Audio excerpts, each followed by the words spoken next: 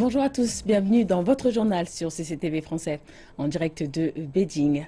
Et nous débutons cette édition avec les tensions dans la péninsule coréenne qui continuent de s'intensifier.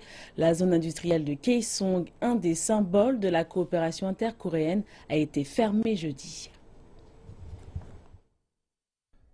Des camions sud-coréens chargés de marchandises et d'équipements passant la frontière du parc industriel de Kaesong jeudi.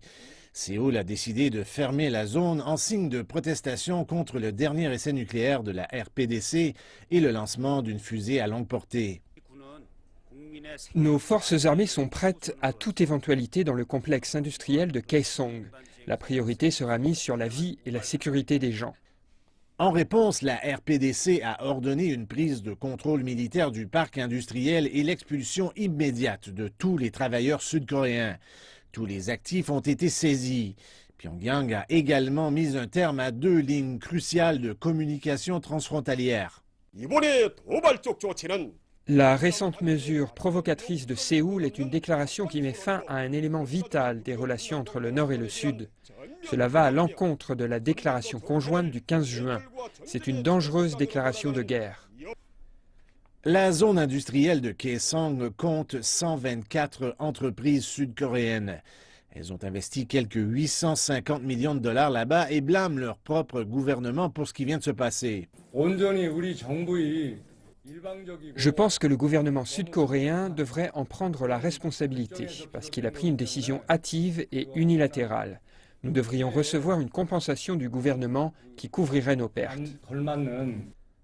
La RPDC sera aussi durement affectée par cette fermeture. Le parc industriel de Kaesong fait travailler 55 000 Nord-Coréens et permet une importante rentrée de devises étrangères dans le pays. Le complexe industriel de Kaesong est une zone de coopération économique et industrielle entre la Corée du Sud et la RPDC. Après le début des opérations en 2005, son futur est devenu étroitement lié à l'évolution des relations bilatérales. La RBDC a décidé de réduire le nombre de Sud-Coréens dans le complexe après avoir tiré par erreur sur un touriste en provenance de la Corée du Sud en 2008. En mars 2009, lors d'exercices militaires conjoints entre la Corée du Sud et les États-Unis, la RBDC ferme à 3 reprises le complexe industriel. Ensuite, en mai 2010, après qu'un navire de la marine ait fait naufrage au large des côtes sud-coréennes, la Corée du Sud décide alors de réduire le nombre d'employés sud-coréens.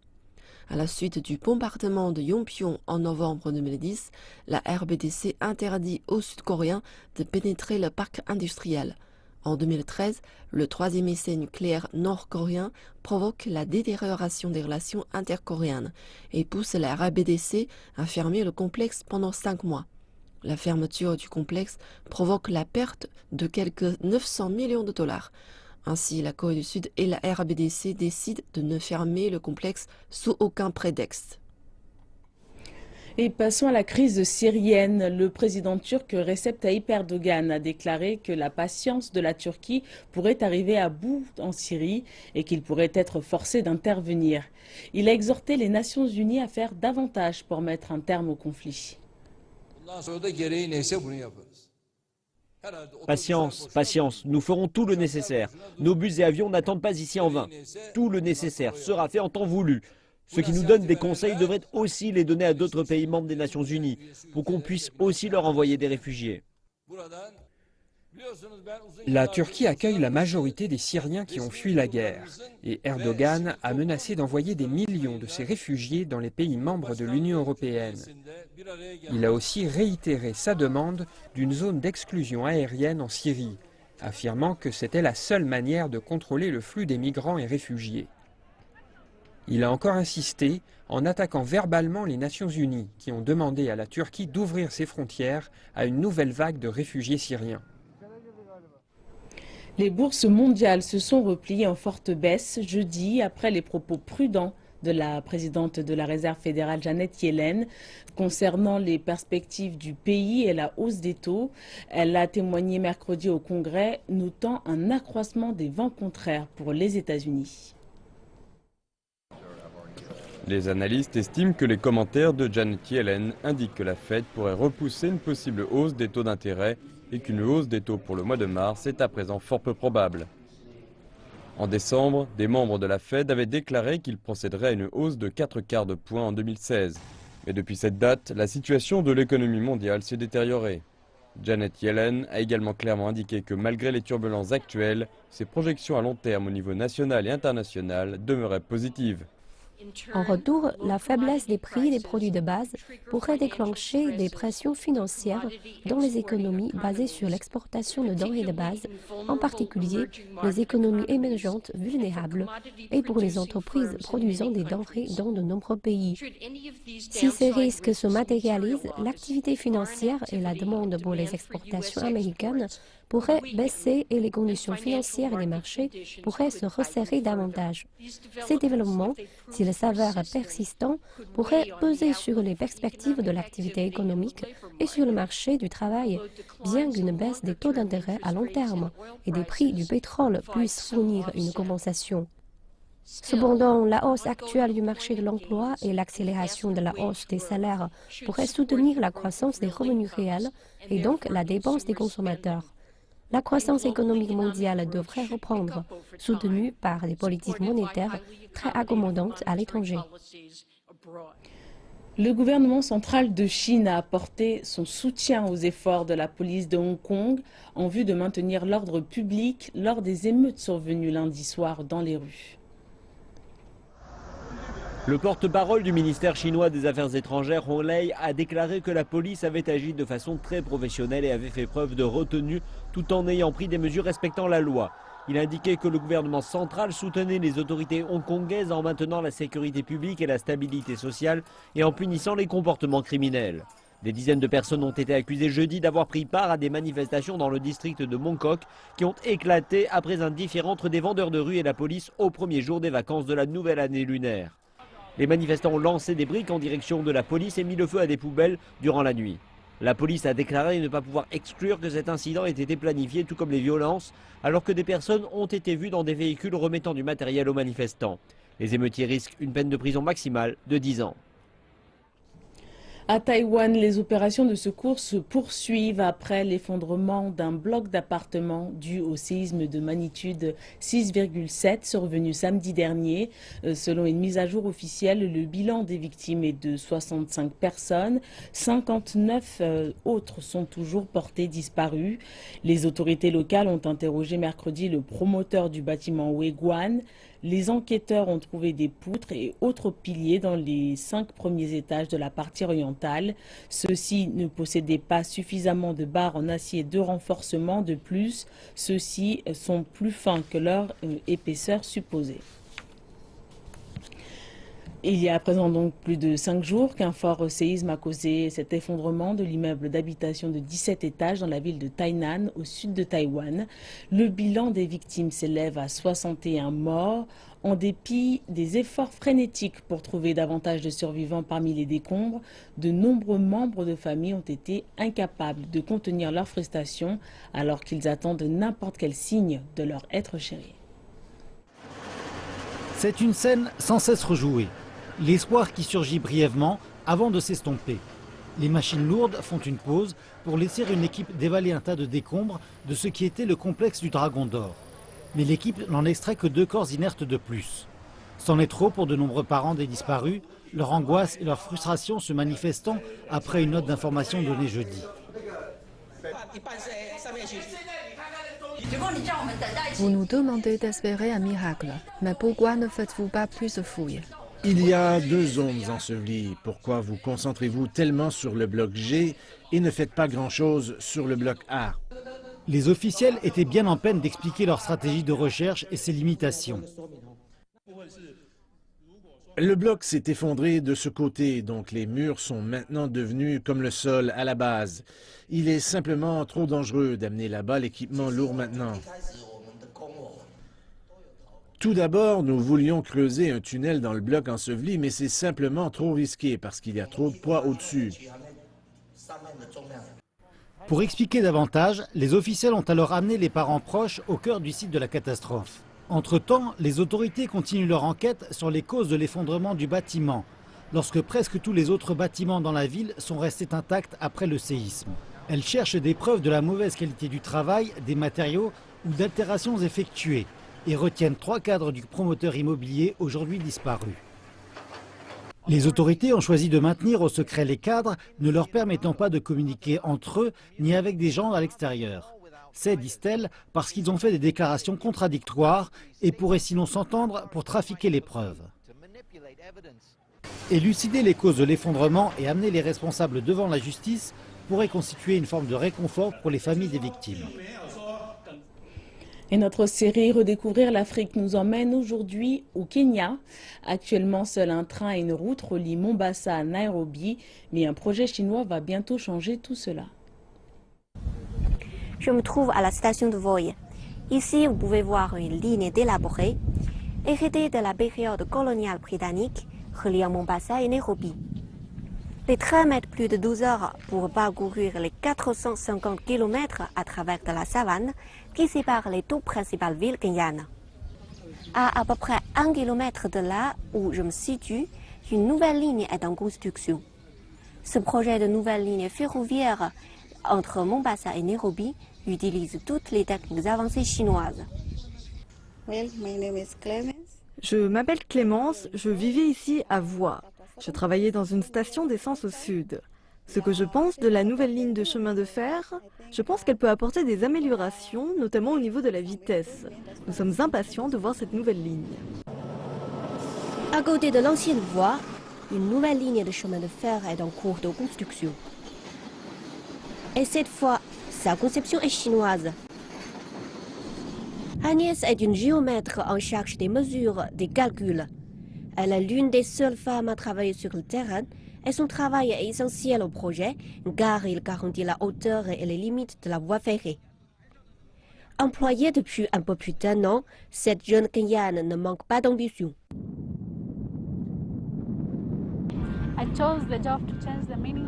J'ai choisi ce travail car je veux changer l'image des femmes au Kenya.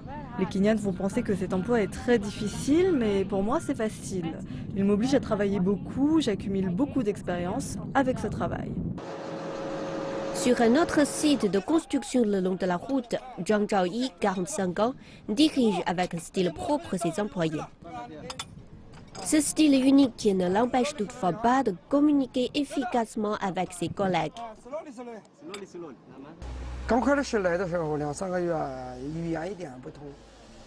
J'ai commencé à travailler ici en mars. Je suis venu avec 4 membres de ma famille. Nous travaillons tous sur le projet. Au cours des 3 premiers mois, la langue a été un problème. L'anglais n'étant pas ma langue maternelle. Il nous a fallu du temps pour se comprendre les uns les autres. Mais désormais, la langue de travail que nous utilisons n'est plus un problème. Le pont sur lequel lui et son équipe travaillent va élever les rails afin que le train puisse passer durant la saison des pluies quand la rivière gonfle. L'élévation des rails prend également en compte des animaux sauvages de la zone. Sur une terre où la faune est reine, la question de l'adaptation de ces créatures à la modernisation est une priorité des constructeurs de la ligne. Zhang Chi est l'ingénieur responsable du pont de la rivière Tsavo. La hauteur de l'arche est variable et comprise entre 9,5 mètres et 31,5 mètres.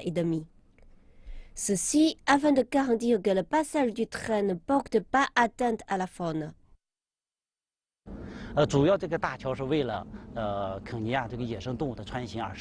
Le pont est fait de manière à permettre le passage des animaux sauvages en raison de son emplacement sur la rivière Tsavo. Pendant la saison des pluies, de nombreux animaux viennent ici. Cette conception est nécessaire pour les animaux. Certains animaux n'ont même pas pris la peine d'atteindre. En plus du pont, près de 600 points de passage sont dispersés le long de la route, que ce soit pour les animaux ou pour les pluies. Il s'agit de la première ligne internationale et du premier projet entièrement conçu selon les normes chinoises. La construction devrait permettre d'élever le PIB du Kenya d'1,5%. Elle va créer plus de 30 000 emplois au Kenya, techniciens qualifiés et ingénieurs inclus. Une fois complété, le coût logistique chutera de 40%, ce qui apportera au système de transport du Kenya des bénéfices énormes. Pour une tribu située non loin de là, le train offre l'occasion de voir plus du monde.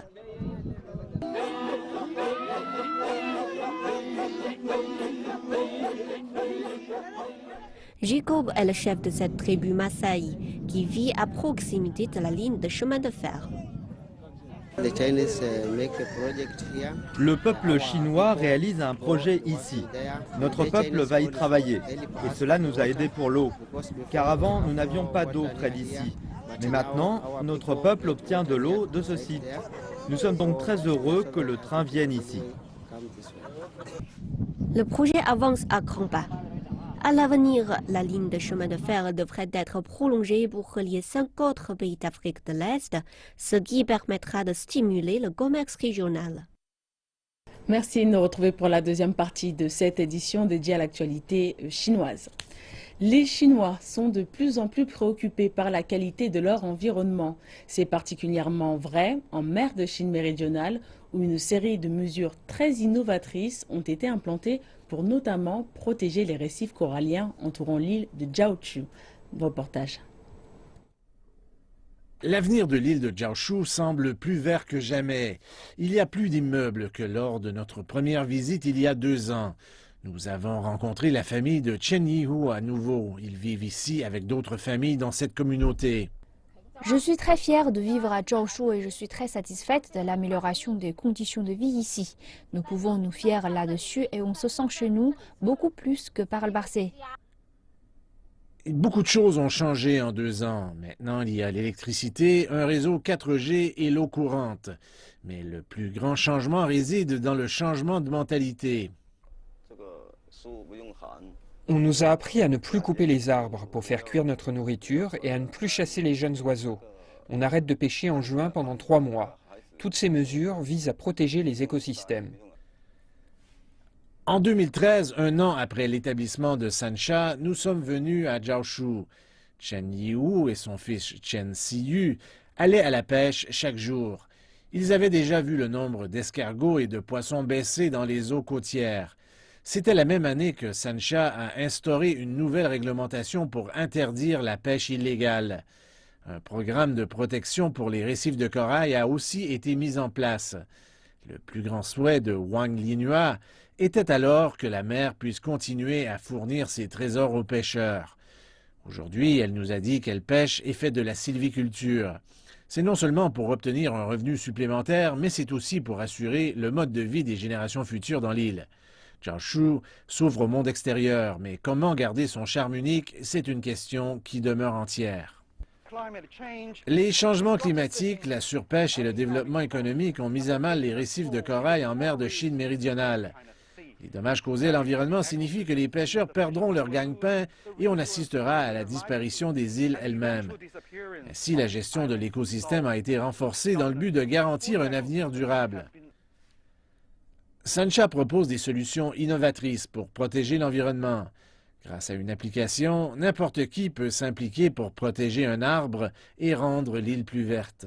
Cela coûte environ 300 yuan ou environ 50 $ par année. L'argent amassé nous permettra d'entretenir la forêt et de planter d'autres arbres à Sansha. Nous espérons que Sansha va s'embellir et notre fils va donc pouvoir revenir sur l'île de Jiaoshu. Voici l'arbre que nous avons acheté dans le but de rendre l'île plus verte. Nous espérons qu'il pourra résister aux forts vents et qu'il deviendra grand et fort. Ça me permet d'avoir une connexion directe avec l'île et me donne une bonne raison de revenir à Sansha. Les foires de temple sont une forme traditionnelle de marché où les gens peuvent faire du troc et apprécier des performances artistiques. Il s'agit également d'une manière importante pour les Chinois de célébrer de nos jours la fête du printemps dans le pays. Du papier découpé, des boîtes de tabac prisées ainsi que des figurines de lapins, une tradition pékinoise. Née aux États-Unis, Hélène, 9 ans, rend visite à ses grands-parents à Beijing avec ses parents. Et c'est la première fois qu'elle se rend dans une foire du temple. C'est vraiment bien. Ils ont passé beaucoup de temps sur cela. C'est très détaillé et très joli. Je lui ai dit que chaque année, nous célébrons le Seigneur Lapin qui nous protégera. Je vais l'emmener voir des sculptures en argile et de papier découpé, des choses qu'elle ne pourra pas voir aux États-Unis. Et pas uniquement de l'artisanat et de la nourriture. Les visiteurs peuvent également prendre une leçon d'histoire au moyen de présentations lors de la foire. Ici, des empereurs chinois qui prient le dieu de la terre il y a des centaines d'années.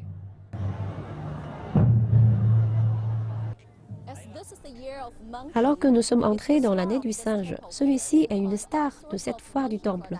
On y trouve toutes sortes de singes, comme des marionnettes d'ombre chinoises, du papier découpé, ainsi que ces poupées de singes aux décorations traditionnelles.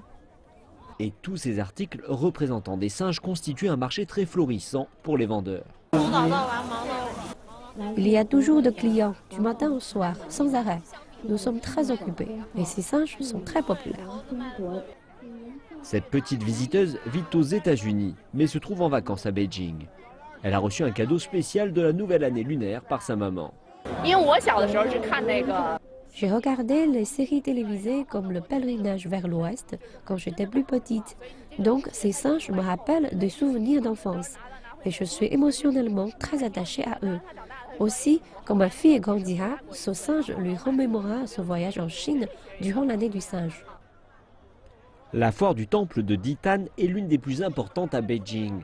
L'événement de 5 jours dure jusqu'à vendredi et voit défiler près de 200 000 personnes par jour. L'île thaïlandaise de Phuket compte une importante communauté chinoise. Les habitants profitent au maximum du Nouvel An chinois. Sans doute le plus important lors du Nouvel An chinois est la famille. Sur l'île de Phuket, dans le sud de la Thaïlande, se trouve la plus grande communauté chinoise. Nombre de ses membres appartiennent à la 3e ou à la 4e génération thaïlandaise, mais leur culture chinoise et leurs croyances demeurent fortes. Dans toute l'île, les familles se rassemblent dans leur maison. Ils y servent des plats, allument des bougies et se souhaitent bonheur et bonne santé. Les oranges représentent l'or, les ananas, la chance, les pommes et les poires, la richesse et la santé. Dans les temps anciens, des hommes chinois ont migré au sud, pris femmes et se sont installés là. Ici, c'est principalement sino-thaïlandais. Il y a environ 150 ans, des Chinois sont venus vivre ici. À cette époque, ils se sont mariés à des Thaïlandaises et ont vécu dans le coin. Ici, sur l'île de Phuket, les fêtes durent traditionnellement plus longtemps que dans d'autres endroits de la Thaïlande. Il est normal que le Nouvel An chinois soit célébré pendant 2 semaines entières. Tandis que la nuit tombe, les rues s'illuminent de milliers de lanternes.